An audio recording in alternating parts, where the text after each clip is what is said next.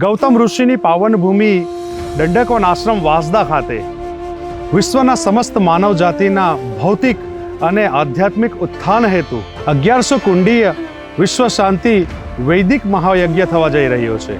આ યજ્ઞ શૃંગ ઋષિના વંશજ એવા સદગુરુ સ્વતંત્રદેવજી મહારાજ તથા સંત પ્રવર વિજ્ઞાનદેવજી મહારાજના સાનિધ્યમાં થવા જઈ રહ્યો છે, જેમાં 11 એપ્રિલના સાંજે 4 કલાકે વાંસદાના ગાંધી મેદાનથી દંડકવન આશ્રમ સુધી વાંસદા નગરમાં ભવ્ય સ્વરવેદ શોભાયાત્રા નીકળશે અને 12 એપ્રિલે સવારે 10:30 કલાકે હવન યજ્ઞ અને સાંજે 7 કલાકે દિવ્ય અને અમૃતવાણી થનાર છે.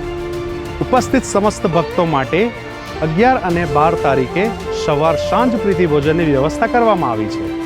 તો આવા પવિત્ર અને આધ્યાત્મિક કાર્યમાં જોડાવા માટે વાંસદા તેમજ આજુબાજુની તમામ જનતાને હું જોડાવા માટે નિમંત્રણ મોકલું છું.